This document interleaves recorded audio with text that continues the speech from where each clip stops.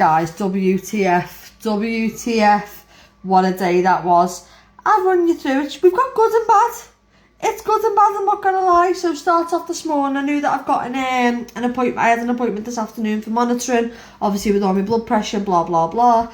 I get a phone call from the housing this morning. And they say to me, right, yeah, we're going to send you your formal letter over now. If you could pay like your 2 weeks rent in advance, blah, blah, blah. And then as soon as like the maintenance team have like passed over, passed the keys back, we're hoping it's going to be this week. Hoping it's going to be nice and quick. And then you'll sign your tenancy over like Adobe sign, blah, blah. Then you go and pick your keys up from like the lock safe thing, basically. That's great. While I'm on the phone to that, I get a phone call from the health visitor. She's like, oh, do you remember our appointment today? I was like, no. I was like, that's fine, just come now. We're all still in our jammies. Didn't even have a bra on or I'd even brush my teeth at this point. I was like, that's fine, I've got an appointment at 2. Just come now, whatever. We've done like the antenatal visit, that was fine.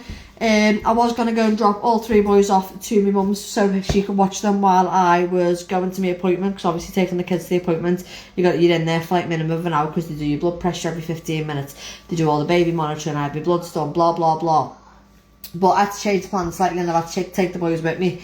On the way there, do you know what? Other parents would have been jealous. Do you know how many times I've been complimented on their amazing behaviour and told like how amazing they were and how much of a credit they were to me, and I'm all like all smug. Went to the McDonald's in St John's to get them some food, make sure they were all occupied. Do you know what? Good as gold.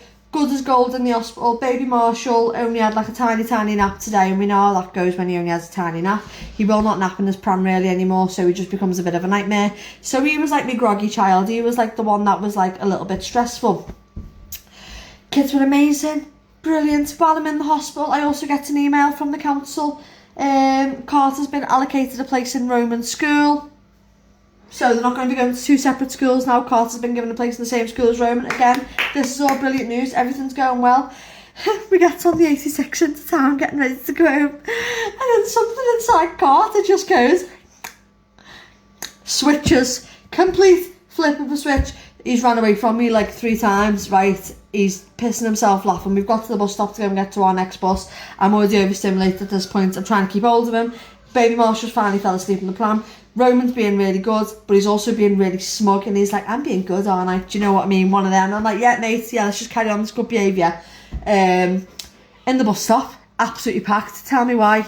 My child's licking the bus stop, licking himself, licking his brother, licking me, licking the wall of the bus stop in St. bloody Queen Square bus station.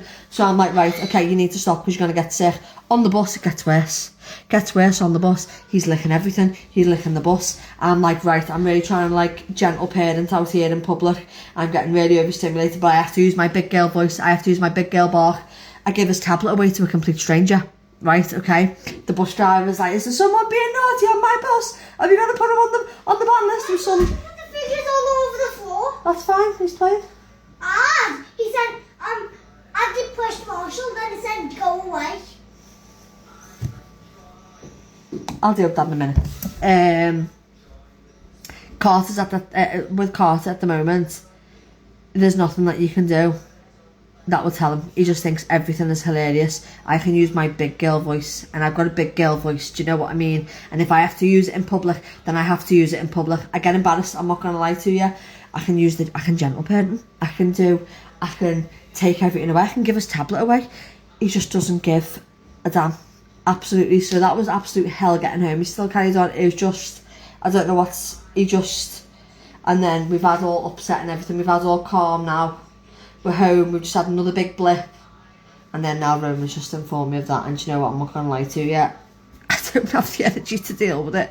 I've just ordered some milk and stuff. Oh yeah, he woke the baby up when we got home and got in his face because didn't have his tablet. So I'm having a fun time with Carter at the minute, and then I felt really bad because his little face was really upset. Joe really he'd realised that he wasn't getting his tablet, he wasn't getting the drawer in, I wasn't even putting the TV on. It got to that point. And then he's up, and I felt really bad, so we've had a big massive snuggle. He said sorry and everything, but he's still acting like a bit of a fool. But other than that, the day's been great. Wish him luck for the evening. I think he's just really tired now.